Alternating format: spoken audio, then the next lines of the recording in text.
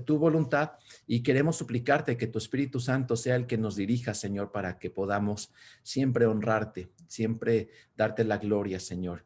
Y por eso nosotros el día de hoy, Señor, venimos delante de tu presencia para suplicarte que cumplas tu voluntad en nuestra vida. Gracias, bendito Dios, por este tiempo que hemos pasado contigo, Señor, por este año que concluyó y encomendamos en tus manos este año que principia.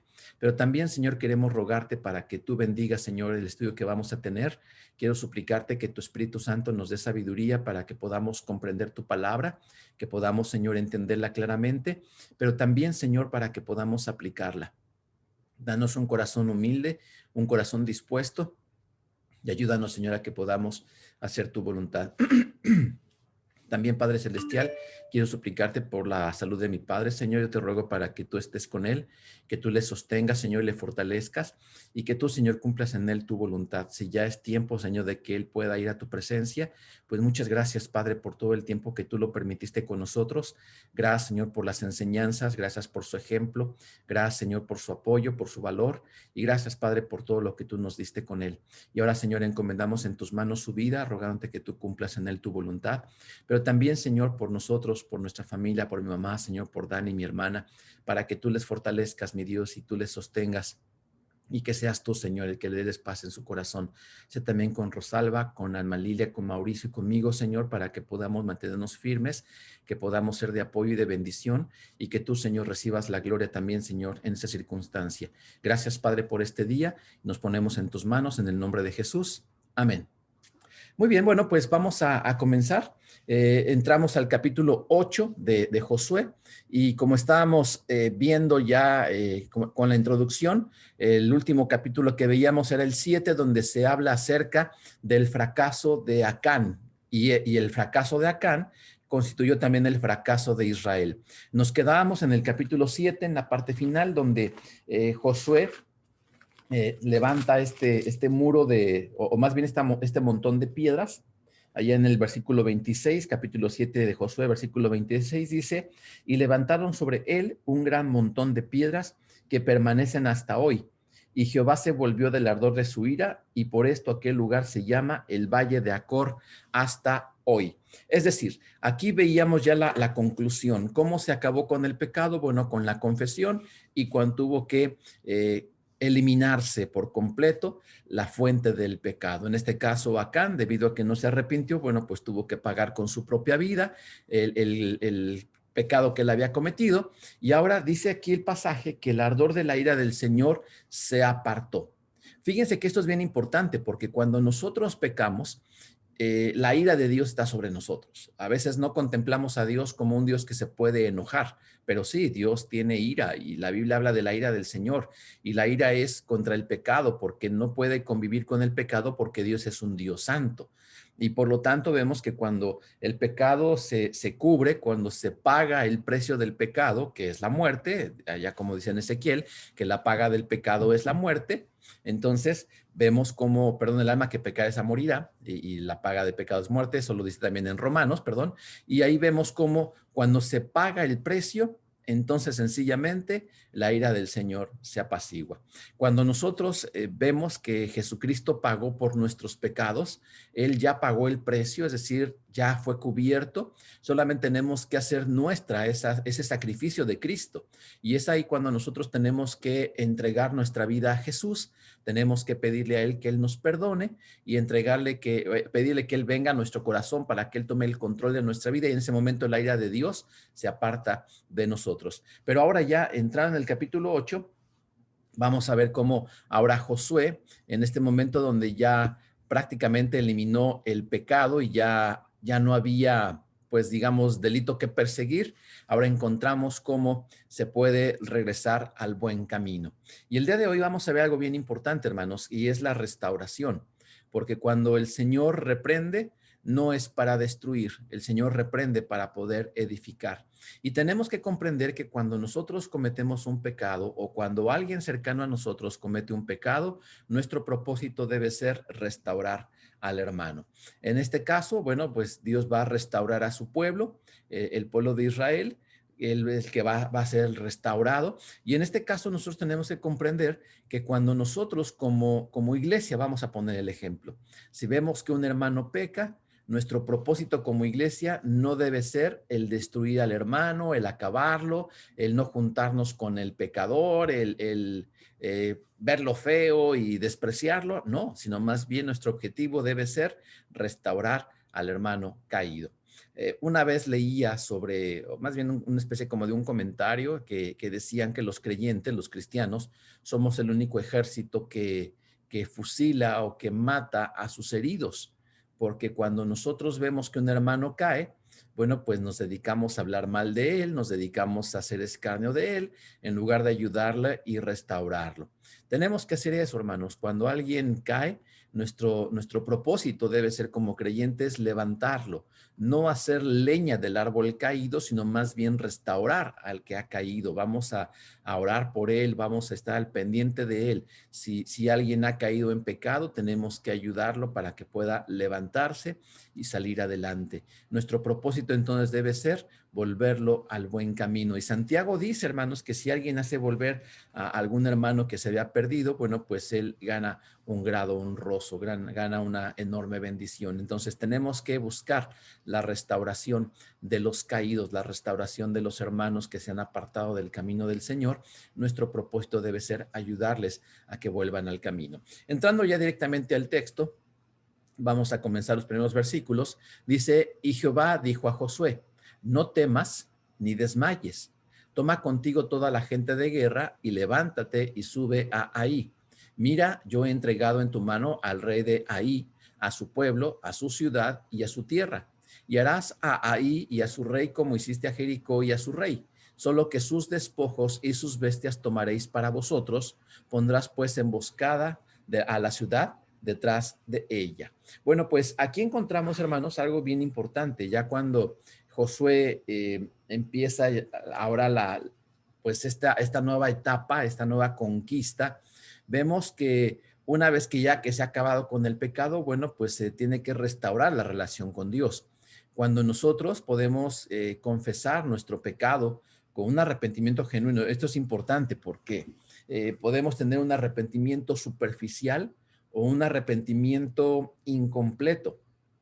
¿Dónde podemos ver esto? Bueno, en el caso, por ejemplo, de Judas, que la Biblia sí habla y sí dice que Judas se arrepintió, pero cuando se arrepiente, él da un buen paso, es dejar de devolver las monedas, pero después de ahí, lo que hace Judas es tratar de resolver su propio pecado a su manera.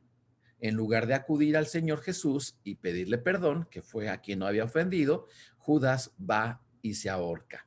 Entonces vemos que su pecado fue su arrepentimiento, perdón, fue un arrepentimiento, pues yo no podría decir que no fue genuino, yo creo que sí llegó a un arrepentimiento, pero posiblemente aquí el problema fue que es algo incompleto.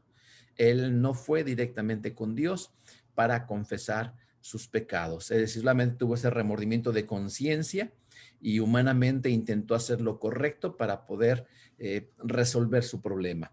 Y saben, hermanos, que a veces a nosotros nos pasa esto. A veces nosotros intentamos con nuestras fuerzas humanas resolver nuestros problemas espirituales. Pero Pablo decía ya en Colosenses que las armas de nuestra milicia no son carnales, sino son poderosas en Dios para poder destruir esas fortalezas, etcétera. Pero es decir, no tenemos que ocupar armas carnales. Si yo peco, al menos mi tendencia personal es como a desacreditarme, a pensar que cualquier cosa que me llegara a pasar me la merezco porque he pecado, y a veces yo mismo me estoy continuamente castigando y no sé, menospreciándome, haciéndome menos, quitando todo valor de mi persona. Y aunque es real esto, o sea, realmente sí, no tengo ningún valor como persona en el sentido de pecador, pero tengo que entender que mi valor está en Cristo. Por lo tanto, cuando yo peco, tengo que comprender que mi valor me lo da el Señor y no mis actos. Cuando yo peco, tengo que comprender que el Señor me dice que yo tengo que ir a pedirle perdón a Él. Yo tengo que confesarle mis pecados. De hecho, vamos a ver estos pasajes, por favor. Aquí vemos algunos pasajes que nos van a ayudar a comprender esta verdad. Vemos primero, por favor, el Salmo 51. Salmo 51, perdón.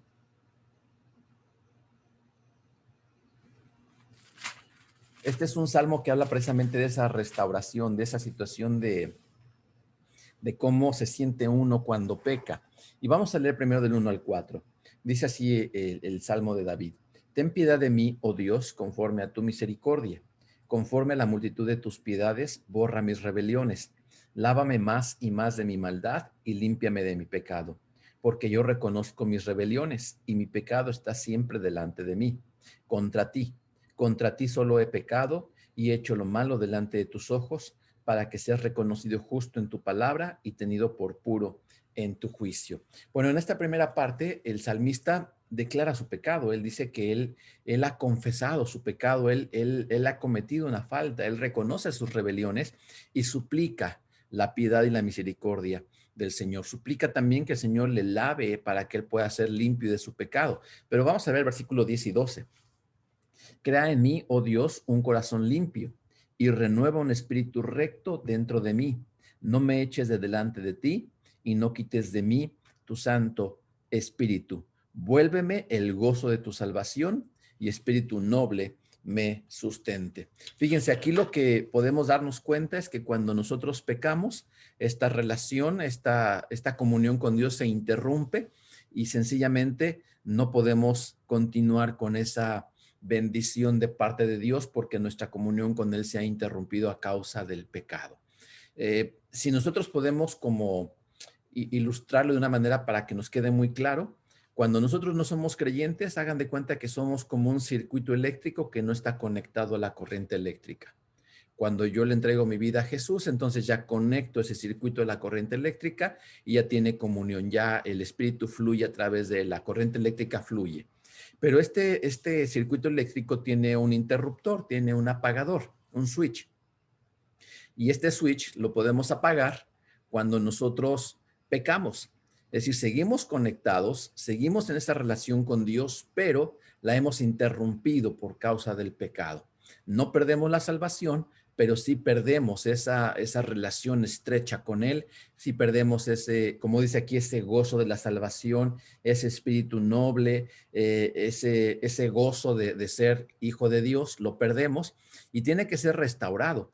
Por eso cuando nosotros confesamos nuestras faltas, como le hacía aquí David en los primeros versículos, ahora él se atreve a decirle en el versículo 12, vuélveme el gozo de tu salvación y espíritu noble me sustente. Es decir, aquí el salmista le pedía al Señor esa restauración, que él pudiera regresar a esa relación y pudiera estar nuevamente en comunión con él, que pudiera sentir el gozo de la salvación.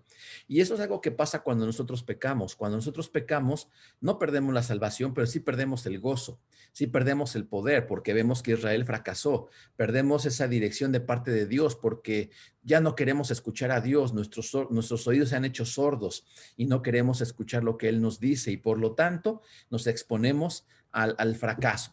Vemos también en Primera de Juan 1:9, este es un pasaje que habla muy claramente acerca de lo que es el pecado y cómo podemos enfrentarlo.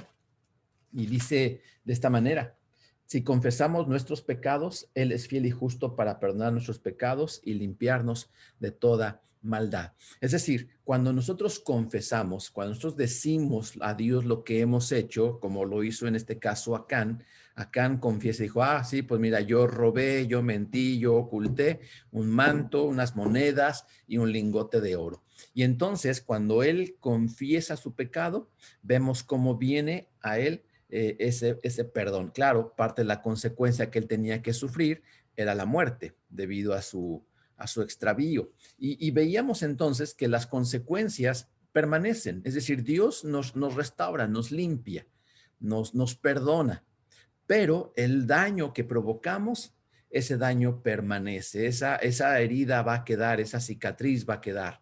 Y es importante que nosotros entendamos, hermanos, que restaurar no significa en muchas ocasiones quitar las consecuencias. Incluso algunas de ellas no se van a poder quitar.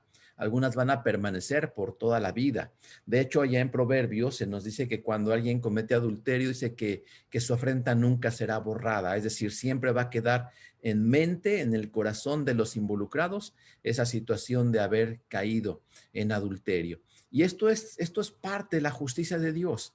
Esto es parte de lo que se merece, porque recuerdo hace algunos años, fue una experiencia de una persona que conozco, él era un misionero. eh, una de sus hijas fue atropellada por un hombre que estaba ebrio, y cuando él fue a la cárcel a visitar a este hombre, porque la niña murió, este hermano pudo hablar con ese ebrio, bueno, ya no estaba ebrio, el hombre estaba sumamente arrepentido, y este hermano habló con él, le dijo, ¿sabes qué? Mira, yo te perdono, eh, por mí, pues, ha quedado esto atrás, el Señor me enseñó que debo perdonar, debo amar, y le predicó ahí el evangelio, este hombre se convirtió a Cristo. Pero a pesar de que fue perdonado, a pesar de que él ya había recibido el perdón, él tuvo que pagar con la cárcel la situación de haber cometido un homicidio. Aunque fue imprudencial, sí cometió un homicidio y tuvo que permanecer en la cárcel. Por lo tanto, vemos que aun cuando nosotros somos perdonados, las consecuencias van a continuar. Y en este caso, vemos que cuando el pueblo de Israel, bueno, ya va con el Señor, Acán también va con el Señor, y sigue entonces esta situación de perdón, vemos cómo el Señor los perdona. Ahora, vemos algo interesante, hermanos, porque fíjense cómo comienza el versículo número 1, allá en Josué 8. Dice, Josué dijo, y dijo Jehová a Josué, no temas ni desmayes. ¿Qué nos indica esto? Bueno, muy probablemente, hermanos, Josué se encontraba temeroso. ¿Y por qué no decirlo? O sea, realmente la traición de Acán al pacto de Dios era algo grave, algo fuerte. Y vemos cómo en este caso, bueno, pues una vez que Josué enfrenta este pecado, una vez que Josué ya y junto con el pueblo enfrentan esta situación, bueno, pues queda una sensación de temor, una sensación de, bueno, ¿y ahora qué va a pasar? ¿Realmente podemos conquistar? ¿Vamos a poder seguir peleando?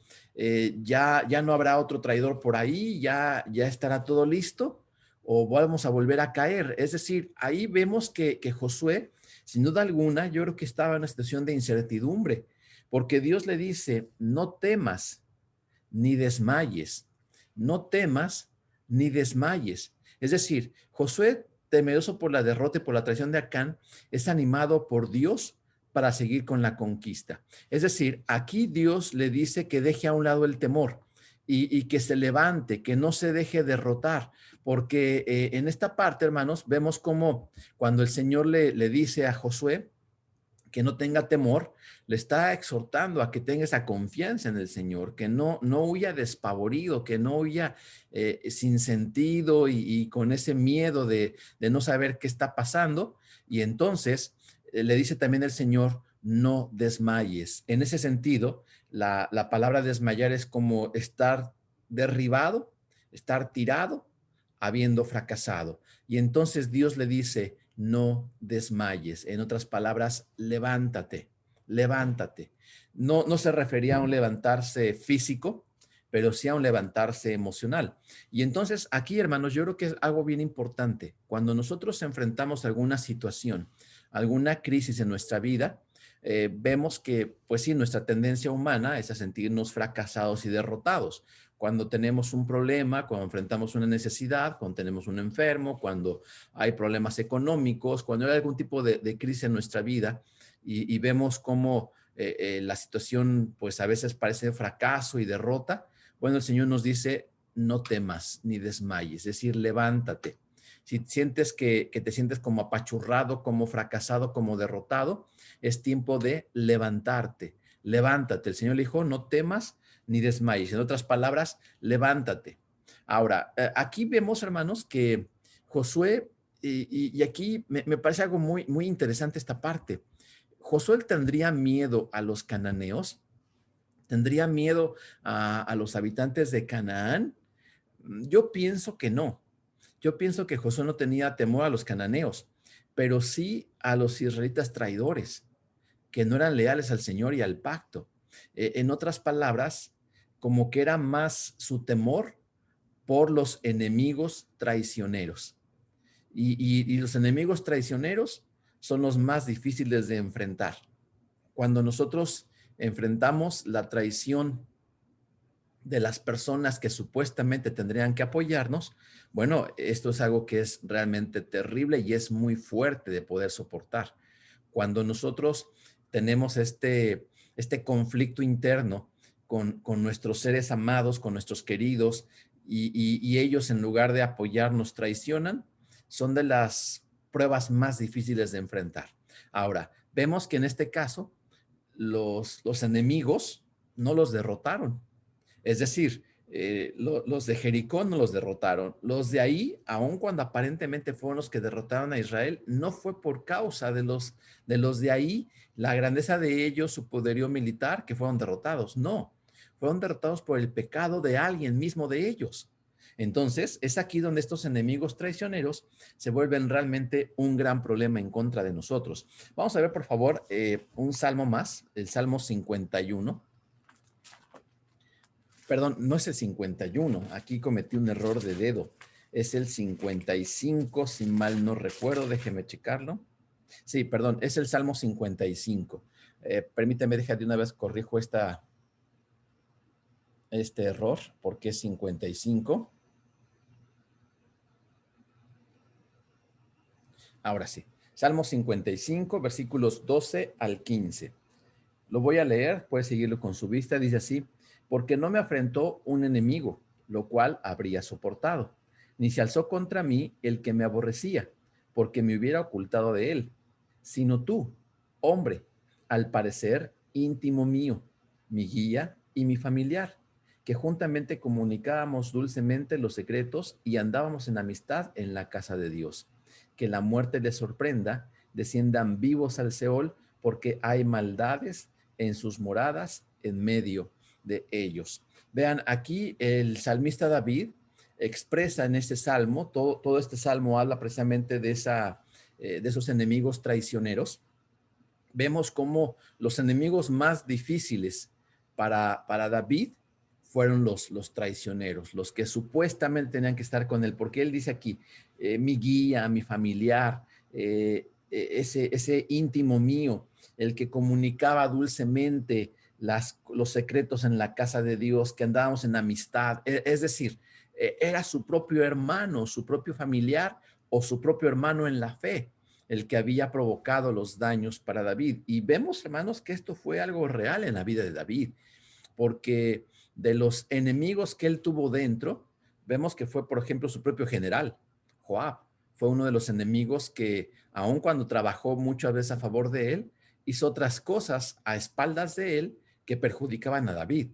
Y ya de una manera muy flagrante fue cuando él se unió con su hermano, con el hijo de David, con Absalón, y se levanta en rebelión en contra de él. Y vemos cómo vienen, no fue con Absalón, perdón, fue con su otro hijo, pero ahorita me acuerdo del nombre, pero vemos cómo él se levanta en contra del rey y destruye. Entonces, vemos que esos enemigos traicioneros son los que lastiman más el corazón. El mismo hijo de David fue el que se levantó en contra de él. Y vemos continuamente cómo familiares, amigos cercanos a él se levantaban en contra de él para lastimarlo. Los grandes problemas que enfrentamos no son los problemas de afuera, sino los problemas de dentro. Y esto, por ejemplo, cuando tenemos problemas en casa, y en casa me refiero, vamos a pensar, por ejemplo, en la familia, de los problemas más fuertes que enfrentamos son esos problemas que tenemos, por ejemplo, de padres con los hijos, o los hijos con los padres, o a veces las rencillas más fuertes y más amargas son las que se levantan entre hermanos. Incluso Proverbios dice que es como un cerrojo de alcázar las rencillas entre hermanos, es decir, un cerrojo que no se puede abrir. Cuando hay esta amargura entre los hermanos, cuando hay conflicto entre los hermanos, esto es realmente de los problemas más difíciles de poder enfrentar. O por ejemplo, la casa, hablando de la iglesia, cuando en la iglesia enfrentamos problemas, esto realmente es algo que desgasta la vida de las personas, que desgasta la vida de la iglesia. El testimonio de la iglesia se ve altamente dañado cuando tenemos problemas entre nosotros. Incluso Pablo, allá en los Corintios, hablaba acerca de los conflictos que tenían los creyentes y el gran problema que ellos tenían al tratar de resolverlos, porque trataban de resolverlos yendo en juicio con los que no eran creyentes. Y entonces Pablo decía, bueno, que no hay un sabio entre ustedes que pueda juzgar esto. Si nosotros vamos a juzgar al mundo, vamos a juzgar a los ángeles, ¿no pueden juzgar esto que es menor? Y esto decía porque realmente cuando hay conflictos entre los hermanos, esto afecta de una gran manera el testimonio entre los creyentes. Y es así entonces donde nosotros tenemos que darnos cuenta que los conflictos más graves, los conflictos que más dañan, son los conflictos que tenemos en casa, los conflictos que tenemos con la familia, ya sea la familia de la fe, la familia física, esos son los problemas que enfrentamos. Es decir, los problemas más fuertes son los problemas de adentro, no los de fuera. Y entonces vemos que estos problemas dañan y lastiman. De tal manera que si usted lee, por ejemplo, el Salmo 55, se va a dar cuenta que David decía, yo quisiera tener alas como paloma y huir lejos. Yo quisiera apartarme y volar y desterrarme e ir lejos, pero pues no podía huir porque eran los mismos de su casa, sus enemigos. Y en este caso, Israel enfrentó eso. Su peor enemigo no fueron los de Jericó, no fueron los de Ahí, no fueron los cananeos en general. El gran problema de Israel, sus grandes enemigos, fueron ellos mismos. Ahora, además de esto, hermanos, también, si rezamos al texto, también le da instrucciones a Josué. Dice así, Josué dijo, y Jehová dijo a José, no temas ni desmayes, toma contigo toda la gente de guerra y levántate y sube a Ahí. Es decir, ahí empieza ahora a darle las instrucciones necesarias para poder eliminar a sus próximos enemigos, es decir, ahora sí, a los de fuera. Y vemos entonces, hermanos, que la vida cristiana, al igual que se presenta en este caso con Josué, la vida cristiana va a ser una vida de constante luchas. A veces nosotros queremos tener como la paz, la tranquilidad, no enfrentar problemas y queremos tener ya una vida sin problemas. Pero tenemos que entender, hermanos, que la vida en sí es una lucha. Es decir, nosotros todos los días estamos luchando, hablando físicamente, todos los días estamos luchando a favor de la vida, a favor de tener vida nosotros mismos. ¿Por qué? Porque todo el tiempo estamos luchando con virus, con bacterias, con gérmenes, con situaciones que nos pueden poner en riesgo. A veces nuestros trabajos implican cierto riesgo. A lo mejor, no sé, yo manejo un camión o un vehículo y todo el tiempo estoy manejando. Eso es un riesgo. Me estoy arriesgando mi vida a que alguien me choque o yo chocar o hacer algo, o que alguien me mate si yo voy caminando y me atropelle un camión, o que si trabajo, no sé, en la construcción, que me caiga del edificio, que me caiga una piedra, algo. Es decir, en la cocina a lo mejor estoy expuesto a quemarme, no sé, es decir, todo el tiempo estamos luchando contra la muerte para mantener la vida. Y de igual forma, la vida espiritual así es. Todo el tiempo estamos enfrentando luchas, pero algo interesante, tenemos que entender que el que estemos luchando implica dos cosas muy importantes. Número uno, que tenemos vida, que eso es algo fenomenal. Y especialmente en estos tiempos podemos darnos cuenta que el tener vida a este momento es un gran logro. Por ahí leí un meme que pusieron en Facebook que decían, bueno, ya ven que normalmente los buenos propósitos del año nuevo, y ahora sí voy a bajar de peso, ahora sí voy a ponerme bien fitness y voy a hacer ejercicio y demás. Bueno, alguien decía, bueno, en este año olvídate del cuerpazo, lo importante es sobrevivir. Y es cierto, o sea, en tiempos de estas crisis que enfrentamos, el que hayamos llegado vivos a esta fecha es un gran logro, es un gran logro. Y si tenemos vida, ya tuvimos un gran logro. Pero la segunda cosa que es importante cuando enfrentamos las luchas es algo fundamental, hermanos, no nos hemos rendido. Es decir, seguimos luchando. Seguimos luchando. Es terrible cuando, por ejemplo, a mí me tocó trabajar por cuestión de mi trabajo, hermanos, con algunas personas que estaban en etapa terminal o que iban a enfrentar una operación o estaban en una crisis fuerte en su vida, y dándoles ese acompañamiento tanatológico, ese acompañamiento en momentos de crisis y estar con ellos, ver que muchas personas se derrotaban. Incluso también tomé un curso sobre suicidio y son personas que prácticamente ya no encuentran un gusto por la vida y todo lo ven gris y la mejor opción para ellos es morir. y entonces atentan contra su vida.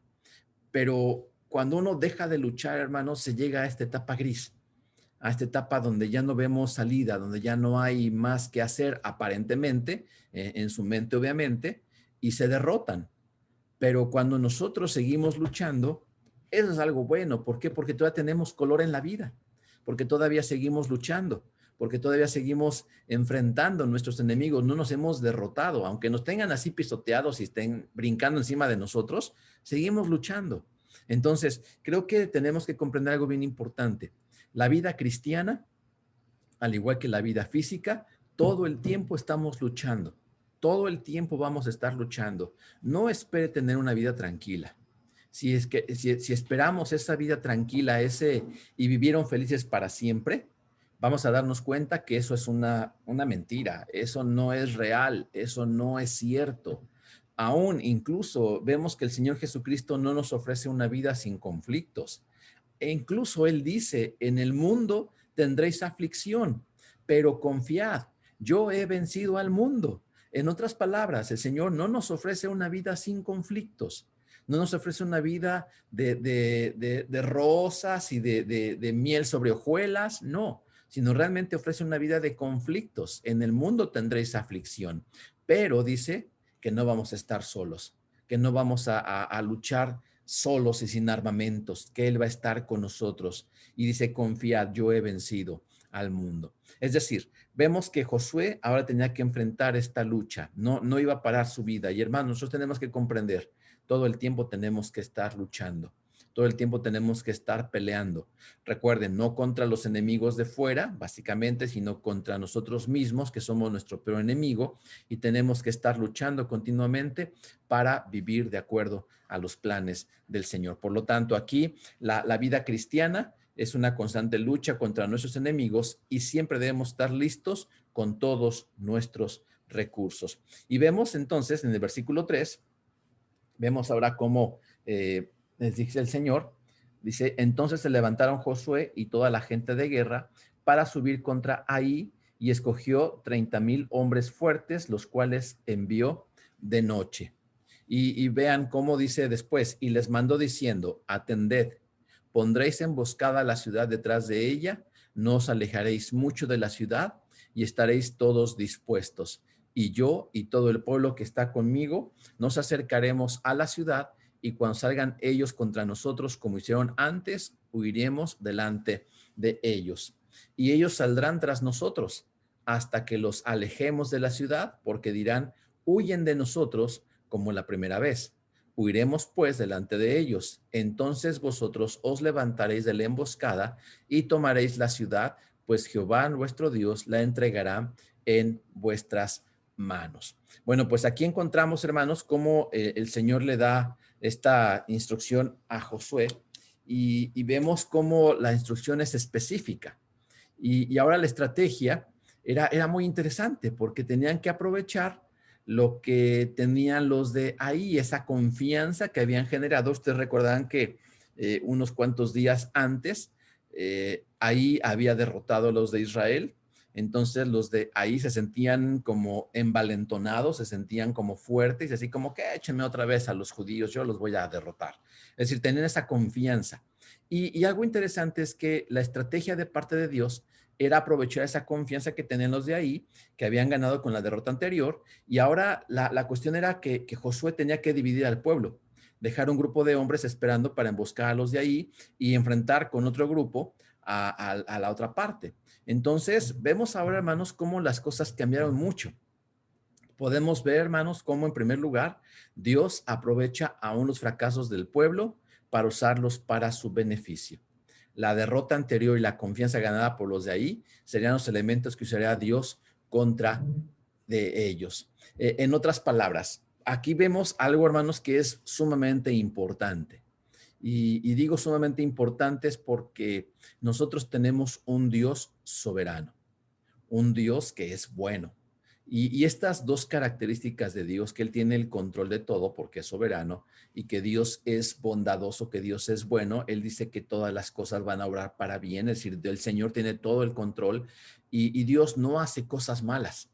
nosotros podemos pensar que es malo, pero Dios no hace cosas malas. Él tiene el panorama completo. Nosotros solamente vemos una parte del panorama y a lo mejor para mí el panorama es algo malo.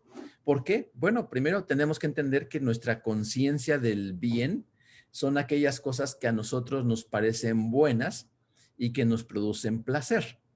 Por ejemplo, a lo mejor, ¿por qué? Por ejemplo, en México es uno de los países más consumidores de refresco, de soda, de esa agua embotellada. Y no agua simple, sino agua de sabor, ¿no? Porque la Coca-Cola, Pepsi, etcétera, y sin comerciales, pero eh, ¿por qué se consume tanto? Aquí en Estados Unidos igual. Es un pueblo consumidor de refresco, de sodas. ¿Por qué? Porque es muy rica, o sea, pues imagínense una coquita bien fría cuando hace mucho calor, se toma esa coquita y si es de vidrio y de esas chiquitas que saben muy buenas y está tan fría y se la toma rápido, de cuando raspa aquí en la garganta y se le da la lagrimita a uno, bueno, ¿a poco no es bien rica esa coca? Pues sí, sí es muy rica. Y yo puedo pensar que es buena y por eso la gente consume tanto refresco porque es bueno, bueno en sabor. Pero ahora, ¿qué tal el refresco es bueno? En realidad, no. El refresco es muy dañino, es muy perjudicial para la salud, causa muchos daños, provoca obesidad por tanta azúcar que contiene, provoca que se eleven los niveles de la presión arterial por el sodio que contiene, no sé, provoca muchos daños. Los ácidos que contiene pues pueden lastimar, no sé, los dientes, los huesos, etcétera, pueden provocar descalcificación y provoca muchos daños, pero qué sabrosa. Ahora, ¿por qué es sabrosa y porque me gusta es buena? No, es mala, me provoca daño. Ahora, a veces para nosotros lo bueno es lo que me provoca placer, lo que me gusta, lo que para mí es sabroso, es agradable. Pero en realidad Dios siempre hace cosas buenas y las cosas buenas no siempre son agradables. Es decir, por ahí los que hacen ejercicio en los gimnasios dicen no pain, no gain. Es decir, si no sufres, no va a haber ganancia. Es decir, si no me duelen los músculos cuando estoy haciendo ejercicio, entonces no voy a obtener ganancia. ¿Por qué? Bueno, porque cuando yo hago ejercicio, bueno, pues los músculos como que se van rompiendo, se sale un pequeño ácido, que es lo que hace que como que queman los músculos, porque ese ácido lo que está haciendo es tratar de restaurar el músculo que se está lastimando y entonces provoca más masa muscular. Pero si no tengo ese dolorcito, entonces no estoy ganando masa muscular y por lo tanto no voy a tener esa ganancia en cuestión de lo que quiero obtener. Por eso dicen no pain, no gain. De la misma manera, cuando nosotros estamos enfrentando la vida, tenemos que darnos cuenta que va a haber cosas que nos van a lastimar, que para nosotros nos parecen buenas. Pero Dios, hermanos, tiene el control de todo. Dios es soberano y Dios es bueno. Por lo tanto, todas las cosas que pasan van a ser usadas para que Dios cumpla su voluntad, para que Dios se glorifique, pero también para nuestro beneficio. Ahora, nuestro beneficio no muchas veces es algo inmediato y no es un beneficio a como yo quisiera obtenerlo. Para mí el beneficio tiene que ser algo fácil, sin dolor, sin conflicto, y eso para mí sería beneficioso, pero en realidad para Dios no es beneficioso. Vemos entonces que Dios usa nuestros peores errores y esos peores errores sirven para cumplir su plan. ¿Por qué? Porque aquí vemos que algo que le preocupaba a Josué, según lo que veíamos en el capítulo anterior, es que el pueblo de Ahí había obtenido confianza y decían, es que ahora lo escucharán los cananeos y se van a levantar contra nosotros y nos van a destruir. Es decir, esa confianza que habían ganado porque habían sido derrotados los judíos, esa confianza era ahora lo que Dios iba a ocupar para poder destruir a la ciudad de Ahí. Porque les decía, bueno, vamos a hacer la misma estrategia. Mira, vamos a ponernos atrás en la ciudad y entonces otros van a estar enfrente, van a luchar y después de un rato se van a fingir derrotados y van a salir corriendo y los de ahí van a salir detrás de ustedes y entonces viene la emboscada y van a poder derrotarlos. Es decir, la misma confianza que se había generado, lo que le había dado miedo a Josué, de que los cananeos tenían confianza, esa confianza iba a ser lo que Dios iba a ocupar para derrotar a la ciudad de Ahí. Y entonces podemos entender esto, hermanos, y aquí quiero compartirles esta parte de la pantalla porque es algo muy importante. Dice, el apóstol Pablo dice que todas las cosas ayudan para cumplir con el propósito de Dios. Este es un pasaje bien conocido, un pasaje que ocupamos mucho, pero a veces lo ocupamos solamente en el versículo 28 y olvidamos que tiene también el versículo 29 y de hecho es la parte que nos va a dar el sentido. Fíjese bien, dice así, y sabemos que a los que aman a Dios, todas las cosas les ayudan a bien. Esto es, a los que conforme a su propósito son llamados. Primero, habla de los que aman a Dios, que todo lo que les pase va a ayudar a bien, pero dice conforme a su propósito. Es decir, ese bien no es bien para mí, en lo que yo creo que para mí es bueno. Ese bien es para cumplir el propósito de Dios. De hecho, el versículo 21 lo explica más claro, porque a los que antes conoció, también los predestinó para que fuesen hechos conforme a la imagen de su Hijo, para que Él sea el primogénito entre muchos hermanos. Es decir, todas las cosas que nos pasan a los creyentes van a servir para cumplir el propósito de Dios, y el propósito de Dios es que yo sea más como Cristo. Entonces, lo que significa, hermanos, es que cada conflicto que yo pase, cada prueba que yo pase, va a resultar para que yo pueda ser más como Cristo. Entonces, no es para que yo sea más rico, más bueno, más sano, más bonito, más esto, más aquello, no, es para que yo sea más como Cristo. Entonces, por eso aquí lo que está haciendo el Señor es ocupar estos fracasos para bendecir al pueblo de Israel. Y fíjense también esta parte, así con nosotros, aún nuestros peores errores sirven para cumplir el plan de Dios. Unas veces será una motivación para no volver a hacer lo malo, otras veces para comprometernos con Él, otras para crecer en nuestra fe, pero siempre Dios se va a glorificar. Y quiero agregar algo también con esto, hermanos. Ahora, el que Dios transforme nuestros errores en bendiciones no debe ser una oportunidad para pecar. No debe ser una motivación para pecar, para decir, al final de cuentas Dios lo va a arreglar todo. Porque pues Dios sí lo va a arreglar todo. Sí, es cierto, Dios lo va a arreglar. Ahora, Dios puede transformar cualquier cosa en bendición, pero las consecuencias del pecado permanecen. Es decir, Dios puede ocupar mi pecado y todos los trastornos y todas las crisis que provoqué, ¿las puede ocupar en bendición? Sí, claro. Sí los va a ocupar para bendecir, para que las personas crezcamos, para que maduremos, para que seamos más fieles, etcétera. Sí las va a ocupar para bendición. Pero algo importante, las consecuencias de mi pecado van a permanecer. Ahora, aquí tenemos que recordar, hermanos, que con esta situación de Acán murieron 30 personas. Es decir, esas 30 personas no resucitaron, murieron y permanecieron muertas. Los familiares de ellos quedaron con una pérdida en su corazón. Acán y su familia fueron eliminados. Israel fue derrotado. El nombre de Dios fue blasfemado. Entonces, vemos que fue algo terrible y las consecuencias quedaron. Entonces, Dios, podemos ver que Él sí puede soportar todo, pero nosotros no. Es decir, yo puedo aguantar, Dios puede aguantar cualquier cosa y puede transformar cualquier cosa en bendición, pero yo no puedo aguantar todas las consecuencias de mi pecado, hermanos. Yo no puedo sentarme tranquilamente y esperar a que caigan las consecuencias. No, no puedo. Entonces, aquí tenemos dos formas de que se cumpla la voluntad de Dios. Una es que Dios arregle mis tonterías y sufra con ello, o la otra es que yo coopere con Dios y entonces pueda gozarme con Él haciendo su voluntad. Y aquí nuevamente es una elección. Nosotros tenemos que elegir cómo queremos lograr cumplir la voluntad de Dios, a consecuencia de nuestros pecados y llegar todos lastimados y golpeados y maltrechos, o queremos realmente cumplir la voluntad de Dios con gozo en nuestra vida y honrándolo con todo lo que hacemos. Esa es nuestra decisión. ¿Se acuerdan de aquella ilustración del Chavo del Ocho que decía el perro agradecido? Ahí va el perro agradecido con la cola entre las patas, el hocico partido. Bueno, pues a veces, hermanos, así nos pasa cuando llegamos al Señor. Llegamos ahí con las colas entre las patas, llegamos todos golpeados y el Señor nos restaura. Sí nos va a restaurar, pero los golpes, los daños ya se nos quedaron. Entonces, mejor cooperemos con Dios para hacer su voluntad por la buena y no por la mala. Entonces, yo creo que hasta aquí, hermanos, vamos a parar, vamos a detenernos en este momento, ya se nos acabó el tiempo casi, pero creo que es un buen momento para que podamos recapitular. Vemos entonces que Josué tenía cierto temor para enfrentar esta nueva lucha, Dios le anima, Dios le dice, adelante, Josué, no temas, no desmayes, levántate, sigue adelante.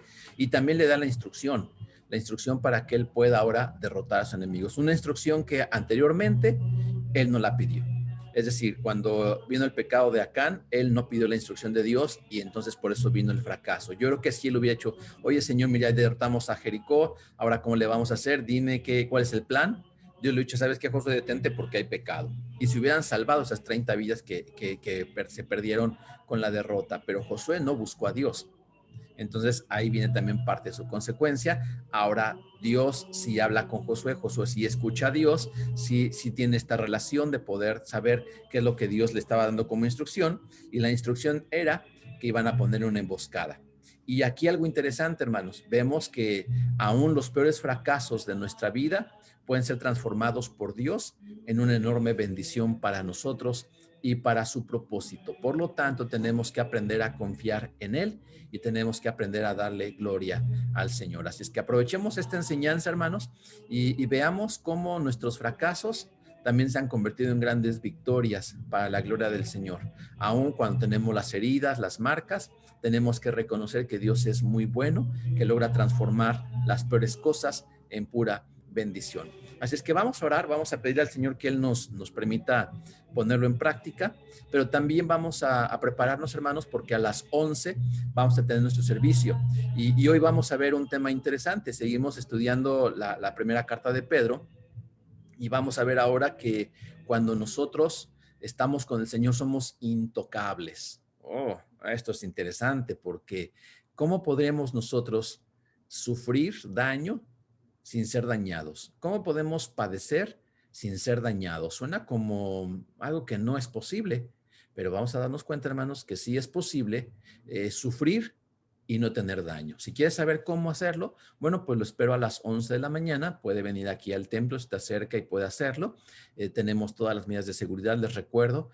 Tenemos la distancia, tenemos las mascarillas a la entrada, tenemos el gel antibacterial, no nos saludamos de mano ahorita. Entonces, aquí, hermanos, buscamos que usted esté seguro, que esté tranquilo, pero también que pueda orar a Dios en vivo y en directo. Ahora, no puede venir, no quiere venir, lo espero para que esté a las 11 por Facebook. También vamos a tener la transmisión del servicio. Así es que prepárese para poder recibir esta enseñanza de parte de Dios. Vamos a orar. Padre, te quiero agradecer este día. Gracias, Señor, porque nos permites terminar este estudio, Señor. Gracias porque nos das una enseñanza importante sobre la importancia de poder restaurar al caído, sobre el poder levantarnos y no tener temor, aún a pesar de las derrotas que hayamos tenido, y también, Señor, de poder escuchar la estrategia que tú tienes para nosotros. Y sobre todo, Señor, saber que tú puedes transformar aún nuestros peores errores en bendición para nosotros, para los que nos rodean, pero sobre todo, Señor, para cumplir tu propósito. Ayúdanos, Señor, a ser dóciles, a estar en tus manos siempre, no a salirnos, Señor, de tu control, y que podamos honrarte con nuestra vida. Rogamos tu bendición, Señor, para cada uno de nosotros, para nuestras familias, y suplicamos que tú seas el que reciba la gloria y la honra. Te lo ruego todo esto, Señor, en el nombre de Jesús, nuestro Señor y Salvador. Amén. Que el Señor les bendiga, hermanos. Nos vemos a las 11. Hasta luego.